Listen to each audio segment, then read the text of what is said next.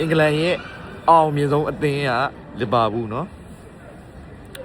မသိရင် Google ခောက်ပါ ChatGPT မေးလို့လည်းရတယ်เนาะအင်္ဂလန်မှာဖလားအများဆုံးဥရောပအောင်မြင်မှုအများဆုံးအသင်းကလီဗာပူးဖြစ်ပါတယ်เนาะတိဖို့ပြရတယ်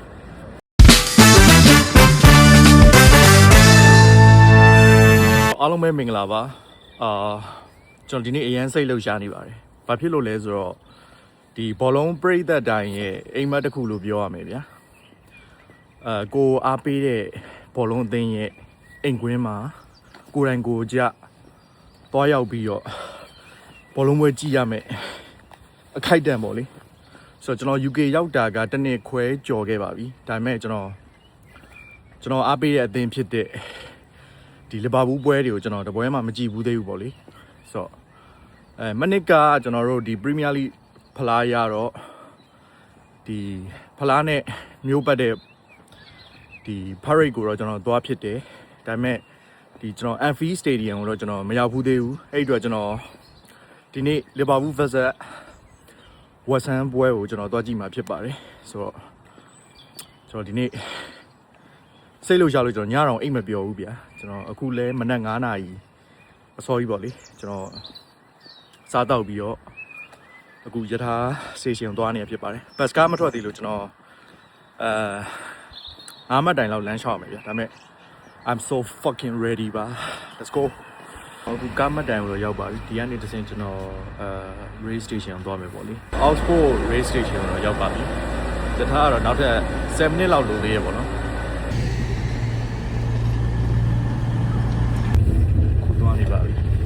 တထားတော့နှစ်စင်စီရမယ်ပေါ့လေတိုတယ်ကျွန်တော်အောက်စဖို့ကနေလီဗာပူး3 နာရီကျော်တော့စီးရပါမယ်ဆိုတော့ခု9 နာရီ12 မိနစ်ကနေစထွက်တာ10 နာရီ10 နာရီခွဲအဲ့လောက်ဝင်ကြလောက်ကျွန်တော်လီဗာပူးရောက်ပါမယ်ဘာမင်ဂမ်စတေးရှင်းကိုတော့ရောက်ပြီပေါ့နော်ကျွန်တော်နောက်ထပ်ယထာက15 မိနစ်လောက်လိုသေးတယ်ဆိုတော့ဘိုက်ကလည်းတော်တော်ဆာလို့ကျွန်တော်ရေဘူးတွေပါတယ်မေ့ခဲ့တာဗျာ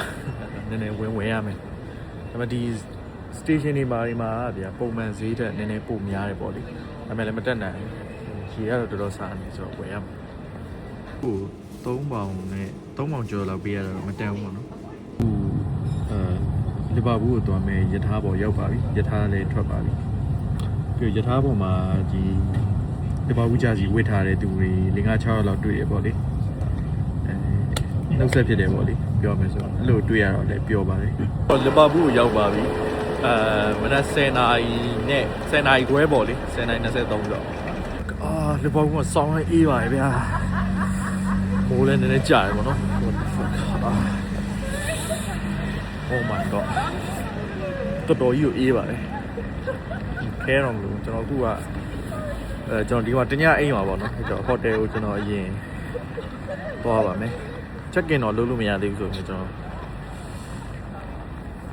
เนี่ยအခုကစောသေးရဆိုတော့ဗျာဘယ်မှလည်းသွားကြအောင်ရှိတယ်ဟိုတယ်ကိုအရင်သွားဟိုတယ်ကဘယ်လိုပြောမလဲပစ္စည်းထားခဲ့လို့တော့ရတယ်အဲ့ဟိုတယ်မှာလည်း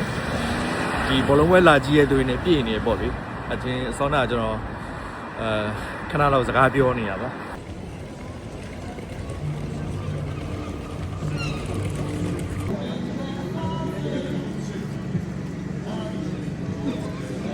ဆိုတော့ဘောလုံးပွဲရှိတဲ့နေမလို့လားတော့မသိဘူးတော်တော်လေးစီပါတယ်လူတွေလည်းတော်တော်များတယ်ပေါ့နော်အကုန်လုံးကလည်းလီဗာပူးဂျာစီတွေဝတ်ထားကြတယ်ပေါ့လေလူများစုကဒီလိုမျိုးဂျာစီတို့ဒီလိုမျိုးမာဖလာတို့အဲ့လိုရောင်းတဲ့ဆိုင်တွေလည်းအများကြီးတွေ့တယ်ဒါတော့များသီလားအဲ့လိုဝက်ဆန်းနဲ့ကန်တာများသီလားဟိုလိုမျိုးအသင်းကြီးတွေနဲ့ကန်တာမဟုတ်သေးဘူးများသီလားဒါတော့မှအဲ့လိုအပေးတာမိုက်တယ်ပေါ့နော်အခုဆိုမြို့ထဲမှာလူတွေတော်တော်များတယ်ဗျာဒီလားဆိုတော့အခုတော့တခုစားဖို့တွားရှာနေရမှာဖြစ်ပါတယ်ကျွန်တော် Anfield Queen ရှေ့ရောက်ရင်ကျွန်တော်ပြန်ပြီးတော့တွေ့ပါမယ်အခုတော့တခုသွားစားလိုက်ပါဦးအခုကတော့ So Plaza ပေါ့နော်လီဗာပူးက So Plaza ပါရင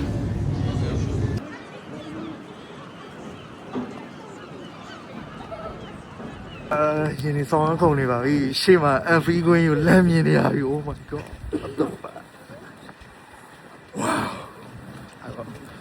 ပြမယ်ရှေ့မှာ MV Queen လည်းနေရပြီ Oh my god what the fuck နေထင်လဲဘယ်နေရာရောက်နေလဲထင်လဲဘယ်နေရာရောက်နေလဲထင်လဲ Oh my god Am I dreaming အိမ်မက်နေ Oh my god 6 တန်း 9 တန်းအရွယ်တုန်းက MV Queen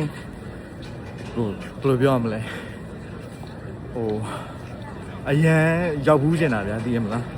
6 တန်း 9 တန်းရွယ်ရဘောလုံးပွဲကတော့အိမ်မတိုင်ခင်နေကစကြည့်ရဆိုပေမဲ့ဒီ MV Queen တွေဘာညာတွေအဲ့ဒါ6 တန်း 9 တန်းလောက်မှတေချာသိရဗျာပြောရမယ်ဆို bro ကျွန်တော်နောက်မှာပါလဲ damn wow that's my first time oh my god သူပြောမှမသိတော့ဗျာဒါကျွန်တော်အိမ်မက်တွေကတခုပေါ့လေကျွန်တော် UK ကိုလာရတဲ့အကြောင်းရင်းတွေအကြောင်းရင်း3ချက်လောက်စဉ်းစားမယ်ဆိုရင်ဒါ top 3ထဲမှာပါတယ်ဗျာလီဗာပူးမြို့သွားခြင်းတယ်လီဗာပူးဘောလုံးပွဲကိုကြည့်ခြင်းတယ် MV Queen ကိုရောက်ခြင်းတယ် come on နင်းညတညာလုံးအိတ်မပြောဘူးစောင်းရမ်းတန်တယ်ဟလား Oh my god how can I say ပြောတတ်တော့ဗျာကျွန်တော်စောင်းရမ်းစိတ်လှုပ်ရှားနေဘာပြောမှမသိတော့ဘူးစောင်းရမ်းစိတ်လှုပ်ရှားဆိုတော့တနာရီ45ရှိပြီဆိုတော့ပွဲက3နာရီစမှာဆိုတော့ကျွန်တော်ကွင်းနဲ့ဝင်มาတော့မယ်လူကများတာဆိုတော့ဒါတိုးနေရမှာဆိုတော့ MV Queen let's go ဆောင်းစိတ်လို့ကြာဗျာကျွန်တော်ရှင်ခုံနာလို့ပင်ထုံနာလို့ပြည့်နေ Oh my god အောက်တောင်ကြက်တည်ရှိလိုက်လေဟမ်မြင်ကွင်းလေးလားဟလား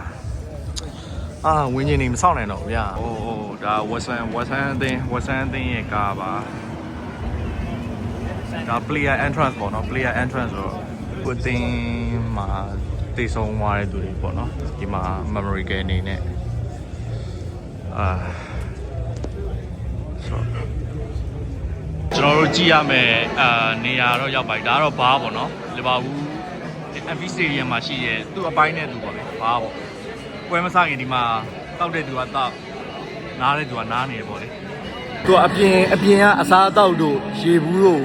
အထဲကိုလက်မခံပါဘူးဆိုတော့အပြင်မှာထားခဲ့ရတယ်ပေါ့နော်တော်သေးတယ်ကျွန်တော်ရေဘူးတစ်ဘူးပဲပါလာပေါ့နော်ဘယ်လောက်မှနေဝင်လဲဗျာအဲ့ဒါလီဗာပူးဖန်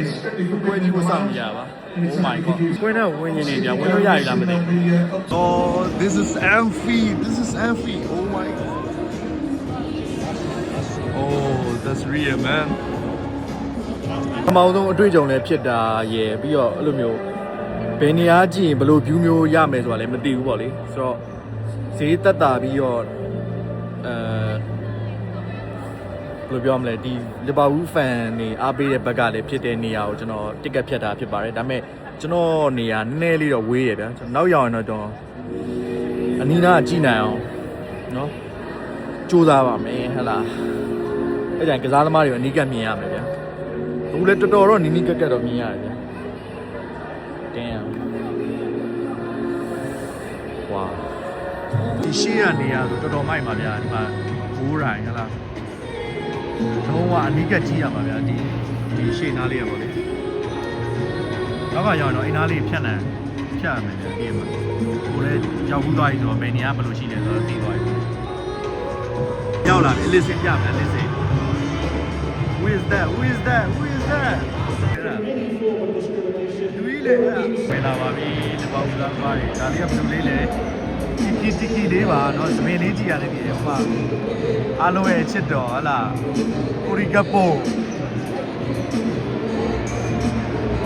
ကဲဒါလေးကကတ်လေးပါဟလားကတ်လေးကတယောက်တည်းကြိုးစားနေတယ်အရင်ဆုံး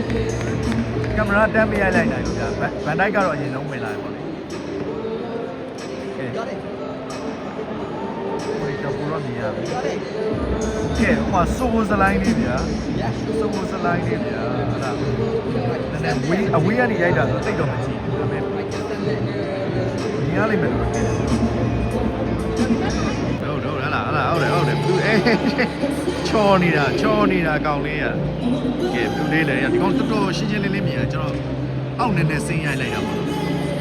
ကျွန်တော်ခေါ်ရတော့နောက်ပါဒါပေမဲ့ဘူးလေးဘယ်မှမရှိသေးဘူးကဲအီတီပြီးတော့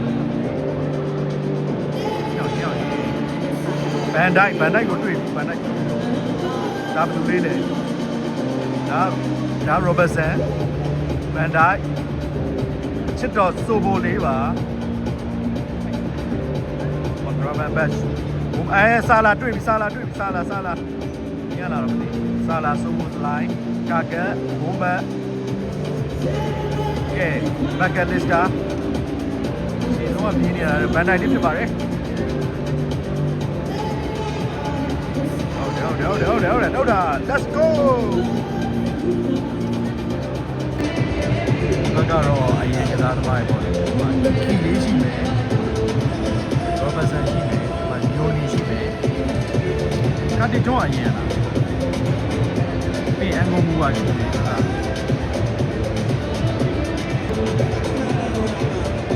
တော့ချင်းချင်းလေးမြင်ရတာပဲဟုတ်လားကျွန်တော်ရုပ်ကိုတော့ကြည့်ချက်တယ်ကျွန်တော် reaction လေးနဲ့ပါရင်တော့ဒါကလည်းတွေ့ရလိုက်လေ့ကျင့်နေတော့ဘာလို့ဟုတ်တယ်ဆာလာဟလာ training မှာတော့ဟုတ်နေပြီ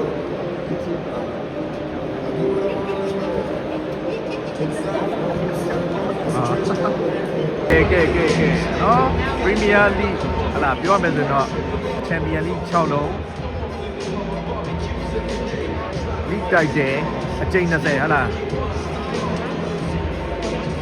အဲ့လိုလက်ဆင့်ကမ်းကျင်လိုက်တာလို့ဖိုက်တယ်ဗျာ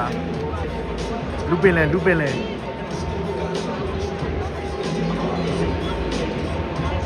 တော့သူတို့ဒီသွေးပူ training ကတော့ပြီးသွားပြီအထဲကိုပြန်ဝင်သွားပြီဆိုတော့ခဏနေနောက်7မိနစ်လောက်လင်တော့ပွဲစတော့မယ်ပေါ့လေဆိုတော့သူတို့စိတ်လှရှားနေပါပြီပထမဆုံးချိန်ဘောလုံးပွဲကိုပေါ့နော်ဒီအပြင်မှာကြည်ဘူးတယ်ဒီပြီးတော့ကိုယ်အကြိုက်ဆုံး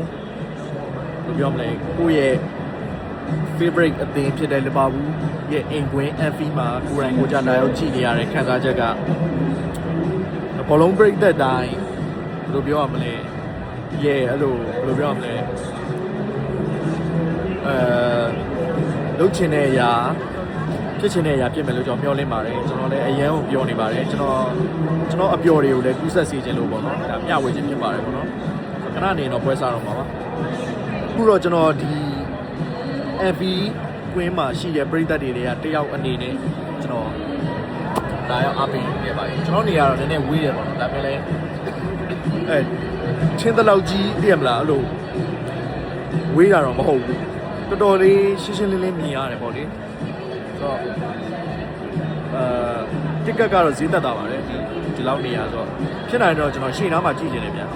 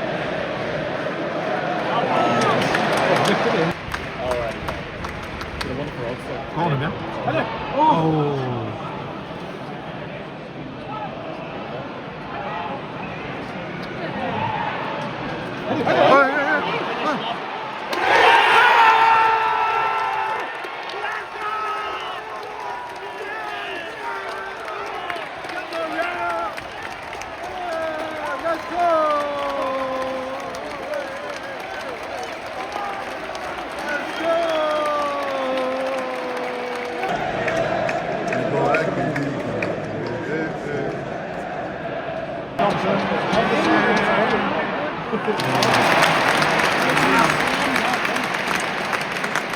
ာင်းတာပြန်ပြီးရအောင်တော်သေးတယ်ဒီကိုကြတာ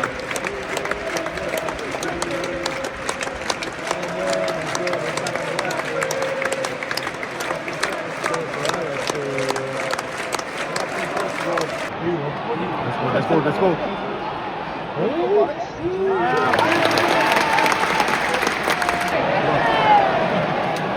Baဖြစ်ကုန်တာ Iggy. စိတ်လျှော့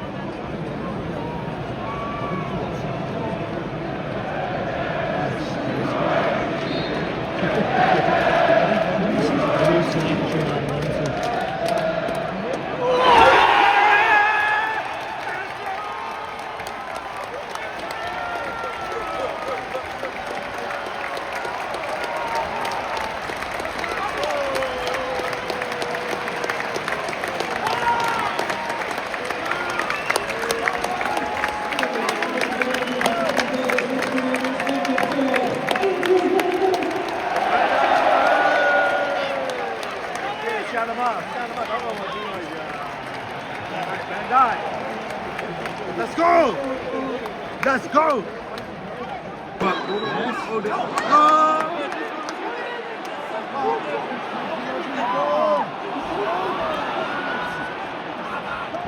ကြောင်ပြောင်းနေတယ်လက်စတာဘိုးကြီးမတုံဆိုင်နေဟလားဘာဖြစ်ဦးစင်းနေနိုင်တယ်ဟလား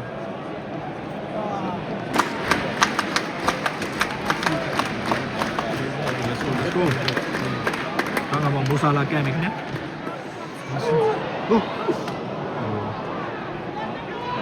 ဘာမှမဖြစ်တော့ခဲ့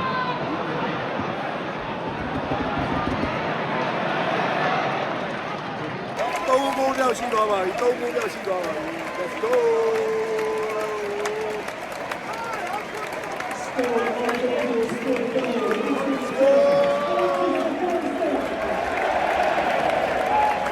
မက်ကလေးစာကြောင်ပြောင်းနေအခုတော့တကိုးသွင်းသွားပြီ Let's go ပထမပိုင်းပြီးပေါ့နော်ပထမပိုင်းပြီးတော့ဒီမှာဘာမှဒီယာတွေဘာတွေတော့မသိဘူး hot chocolate တို့ဘာတော့ free ပေါ့နော်ကျွန်တော်တစ်ခွက်တောက်လာတယ်အတန်လည်းတော်တော်ဟောဖြစ်တယ်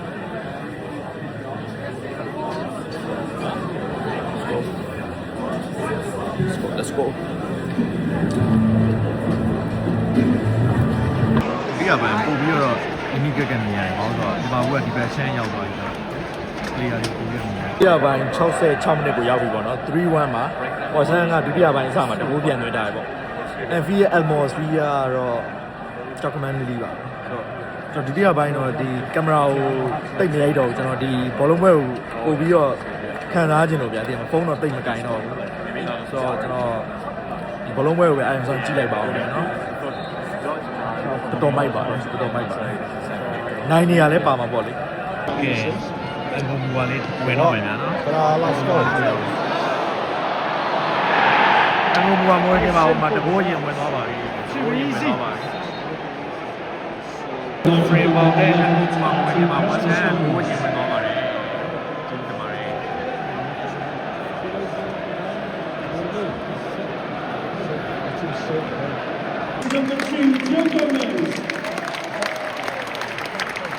ဘိုးမန်နဲ့ EPP ရဲ့နေရာကိုရီယိုအငုံဘူဝါနဲ့ဖရင်းဘောင်းနဲ့ဒီဘက်နေမှာဖရင်းဘောင်းအားလုံးကတော့မတက်ရပြီးလက်ကုပ်တီးကြရပါတော့အငုံဘူဝါလေးလည်းပွဲထွက်ခွင့်ရပါโอเคစစ်တမ်းမောဆဆလာကဲမယ်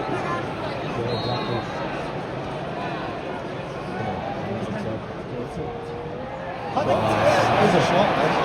ပြောရခဲ့တာတမ်းမပေးရတယ်နော်ကောင်းတာမပေးရတယ်နော်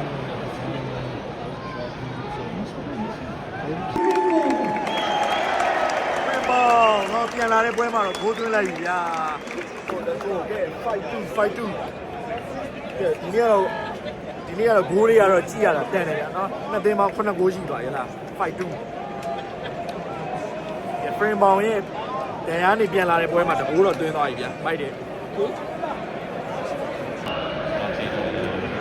ပွဲပြီးတော့ပါမယ်ခဏအချိန်က9မိနစ်ဆိုတော့စက္ကန့်ပိုင်းပဲလို့ပါတော့တယ်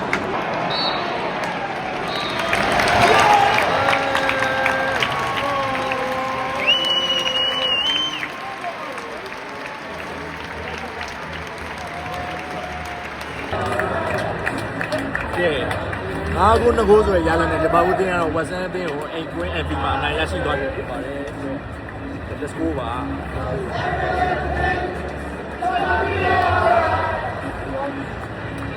ကဲဘောလုံးပွဲတော့ပြီးပါပြီဆိုတော့ဒီမှာဘာမှတော့လူတွေစီနေကြတော့မှာပဲတောက်တဲ့သူကတောက်ဒီတချို့ဆိုင်တွေကတော့ပိတ်သွားပါပြီဆိုတော့ကျွန်တော်ဟိုတယ်ငားထားတာဆိုတော့ကျွန်တော်ဒီမှာပဲညအိမ်မှာပါဆိုတော့အချိန်ရသေးတယ်ပေါ့နော်အချိန်ရသေးတယ်ကျွန်တော်နည်းနည်းရှောက်ကြည့်မယ်ဒါမှမဟုတ်တစ်ခုသွားစားမယ်လက်ပြန်မှာပြန်မှာဆိုတော့ဘာကြည့်လို့ရမလဲတစ်ချက်အေးဆေးပေါ့ဗျာသိရမလားအခုကပွဲချိန်ရလဲစောတယ်ပွဲချိန်ရလဲစောတယ်ဆိုတော့အချိန်ရပါသေးတယ်အေးဆေးနေလို့ရသေးတယ်ပေါ့လဲတော့မသိဘူးသူများကြီးစောင့်နေလို့ကျွန်တော်လည်းစောင့်နေကျွန်တော်ထင်တော့ပလီယာတွေထွက်လာမှအောင်စောင့်နေကြရထင်တာပဲလူတွေတော့အရင်မများဘူးအဲ့ဒါနေကျွန်တော်လည်းအချိန်ရတာဆိုတော့ဗျာစောင့်လိုက်အောင် let's go okay ဒီကတော့တကယ်ပလီယာတွေကလာပြီလို့ထင်ပါတယ်နော်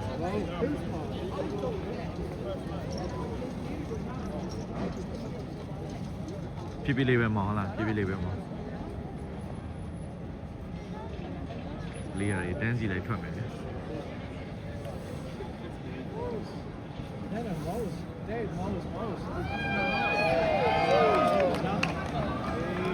ဘူဆာလာဟုတ်တယ်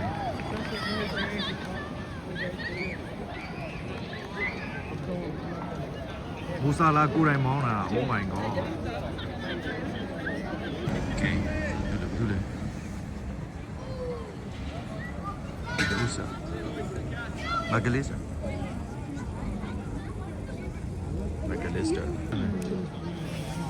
ဒူကျက်တယ်